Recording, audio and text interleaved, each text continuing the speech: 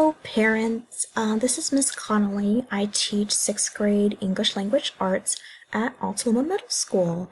And here's just a little introduction to me. I know we're not having in-person back to school night, so I hope that this video is informative. If you have any further questions, please feel free to add them to the question and answers Q&A document, and I will be sure to respond back to you. The first thing on our agenda here is to look at the syllabus. I'll give you a very brief overview of how my class runs.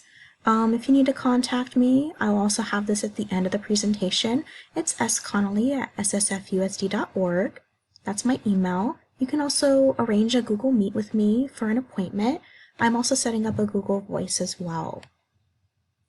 Our main goal for English is to have students read, write, speak, and listen, and be able to develop those skills. So those are the 4 skills or the 4 modes that we'll be looking at. We will be making sure that they are exercising their critical thinking skills and becoming effective communicators. Something that may be important during distance learning is attendance, participation, and completion of assignments. So attendance is making sure that students are physically present when we have live classes. We have live classes on Mondays, Tuesdays, Thursdays, and Fridays. They also need to complete an attendance survey on Wednesdays so that I can mark attendance for them there. Okay. Students already know ahead of time if they're not attending, you guys will be contacted. I take attendance within the first 10 minutes of class to allow students time to log in to our Google Meet and to make sure they have all their materials as well. For participation, I can see their progress with assignments, so I expect that they are actually doing the work. And completing assignments is students finishing assignments, so assignments must be completed to receive credit. The distance learning expectations for our district are the same ones I follow in my own classroom. Be on time for class as best you can. Don't leave the sessions except for emergencies. If they have to use the restroom, they just let me know in the Google Meet chat and they come right back. Haven't had any issues there. Make sure you have a space and dedicated time for learning. Keep the video on as much as possible. Please remind your students to do this so I know that they're not just playing video games in the background and missing valuable instruction. I use Google Classroom as my learning management system, and they're expected to follow the norms set forth by our school and myself in the district. Demonstrate learning by completing assignments and ask for help when they need it. For myself, the expectations the district has for me is to post classwork by 8 a.m. every school day. I also have learning plans that are implemented. I usually post those a week before, but they're supposed to be posted by 8 a.m. on Mondays. Work is going to be posted on Google Classroom, and the list of assignments will be there for the whole week. I will provide live learning sessions with our students. Each period varies in terms of time, but most students have been very good about coming to class on time. I'll also monitor student participation and attendance, so the more often that students are participating, the more accurately I can report on that. For parents, I hope that we will be partners and facilitators of learning. I hope that you'll, do your best to supervise students with their schedules and participation. I understand that can be difficult. But I know we're all doing the best we can in this distance learning situation. You can also go on Google Classroom if you would like. You can use the student login from your child, or I can also add you. So please just let me know if you want to be added. And just ask for help when you need it, basically. So most parents are really good about that. Materials for the class, just make sure your students have a place to take some notes. That can be online, digital, or it can be just a physical note paper or notebook. Either are fine. They should have a computer or other device with a keyboard to complete assignments and have internet access. If they don't have those things, don't worry. Please notify me so I can get you the technology that you need, okay? Any textbooks or reading material, I'll usually provide that. And any homework required for the day, your students should have their materials ready. Flashcards are encouraged later in the course, but they're not required. Our general structure is they have a do now where they complete a short activity in the beginning of class. We talk about it, we have a main activity, we have a class discussion, and sometimes they'll have a reflection, they might have a project, we might be doing reading groups and still figuring out how to do that. via distance learning, but I'll let you know if I'm successful in making that happen. End of the year portfolios, and sometimes we'll obviously, of course, during distance learning, be using technology to write and present. For grades, as long as your students try their best, do their work, show up to class, they're going to pass. I've never had a student fail my class, so I'm very committed to making sure that they are successful and they will pass. All major assignments must be completed with 70% or better. If your student really is struggling and maybe gets a grade that they, don't want and they want to improve on it, for major assignments, I will allow improvement to make sure that they can pass those assignments. They must be present in class to pass. It's very hard to do well in this class when you're not present, so being present as often as possible is important. I'm using just a basic point system. Some assignments are worth 100 points, some assignments are worth 1,000 if it's a major assignment. That's how I'm going to be doing my grading this year. I used to have it this way with these percentages, but the grading scale didn't look quite right when students were getting 100% on their work and their grade wasn't going up, so I changed it to just a basic point system, so we'll keep it that way for this year for the most part. Grading scale, 90 and above is an A, 80 to 89 is a B. If it's 89.5, of course I'll bump them up. I just want to make sure students are doing their best to best quality work. The only homework I assign is a reading log. I have, in the first couple weeks of school, I do have homework in the first few weeks because I don't know anything about your children, so I want to make sure that I can at least get a student survey and a couple of documents I need so we can start off the year. But after that, it's really going to die down a lot. The only quote homework I have is a reading log. They should do one every week. They'll read for about 20 minutes or so and write for about 5 to 10. They answer one question on the reading log sheet. And they might have to occasionally study for a test or quiz. They should be completing any incomplete work in class unless I tell them not to. Sometimes we won't finish something, I'll say we'll finish it tomorrow. They're not required to complete it if I give that direction.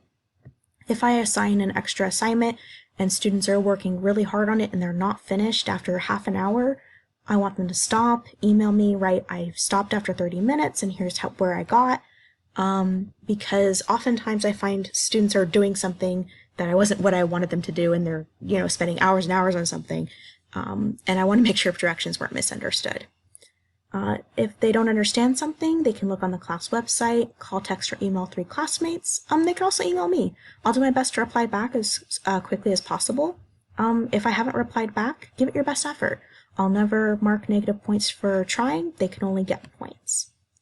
Late work, I understand we're in a pandemic. I have 90 students of my own, plus I'm also assisting another teacher who is on maternity leave. I'm assisting her substitute with organizing their Google Classroom work. So please just understand that I will do my best to give students feedback as early as I can, and please try to be on time with your assignments.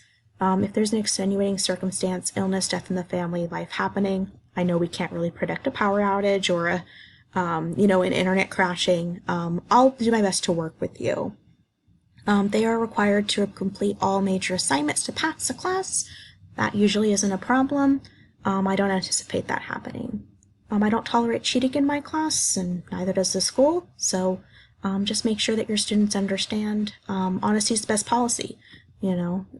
If you forgot, you forgot. Just, send me an email, let me know what happened, and we can usually work something out. I'd much rather have that than to have students cheating.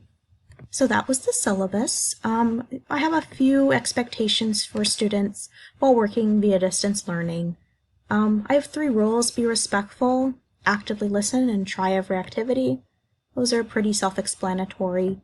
Most students are very good about following the tech expectations. Mute unless you're called on to speak, so we're not talking over each other. Trying to keep your video on as much as you can when we're meeting live. If they have questions, they have a procedure to ask the question, usually in the chat, or maybe they'll just say, "Hey, Miss C," and I can answer their question. They should also have materials for taking notes ready. the classwork homework expectations, as I went over in the syllabus, turn work in on time, have it be quality work. It must be fully complete for full credit. If it's not being completed, I'll put a note in a weekly engagement log so I can contact and see if there's a problem or issue with technology. I want to let parents know that they might be contacted if, a student's consistently not turning in work. I want to make sure just everything's okay. If they need an extension, they can book an appointment with me. If they're having difficulty making an appointment, they can also email me. I realize my appointment system, sometimes works and sometimes students have trouble, so it's not a problem as long as they contact me in some way. It's to be used for extenuating circumstances, and in general, extensions must be made in advance. When they submit work, most of it will be submitted in Google Classroom. Sometimes it'll automatically submit. If I have a Google form for them, they hit the submit button and it's already sent. For StudySync or Padlet or Actively Learn or Perusal, those things, they can literally see that it has been submitted. So sometimes it'll be like that, but I'll always make sure that the students are clear where they need to submit their work. If they've clearly done most of it and they just didn't hit submit, we've all done that. So I'll be sure to help them, and they won't lose points for that. I understand in the first couple weeks it can be difficult.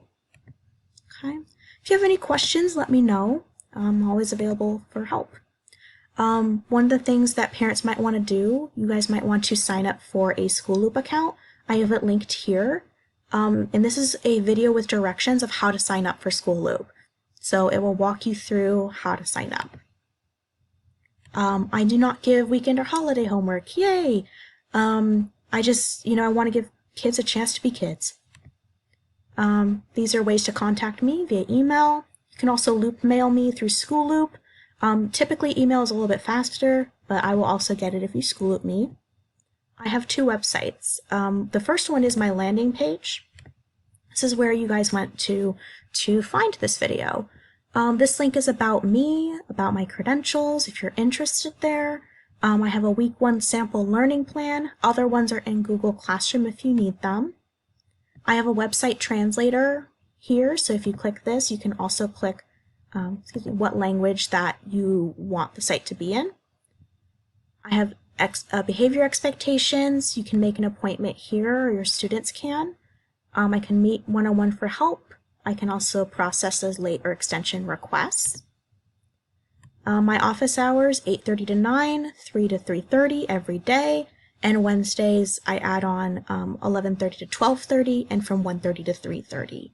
We meet Mondays, Tuesdays, Thursdays, and Fridays, every day except Wednesday. Wednesdays, though, they do have an assignment. Okay, they also have that attendance form they need to fill out. I also have other links here to the portal, my website as well, and I'll show you that in a minute. Google Classroom, screencasts, I have explanatory videos if students need them, a link to a reading log, a look on how to find books and access the website for finding books, my syllabus, essential standards, activities, games, Altaloma's website. And for parents, this might help you guys as well. The district technology help number, if you need to call if there's a tech issue, the counseling website where students can make appointments, and information here about the school, the address, telephone number, and campus hours. Okay, so those should all be there to help you. I have also linked my class website, which students really like. It's very cool, very different. If they want to make an appointment, the same link is there. They need to use my library links, a reading log. If they want to have the site in another language, it's there as well.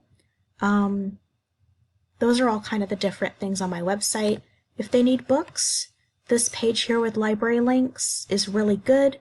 This is where they can get access to a bunch of different books and materials. And I have some guidance here on how to use some of those materials.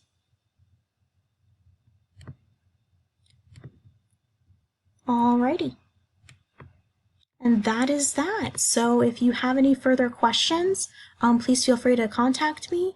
I'm so happy to be here to be your child's English teacher, and thank you so much for listening. Have a good one.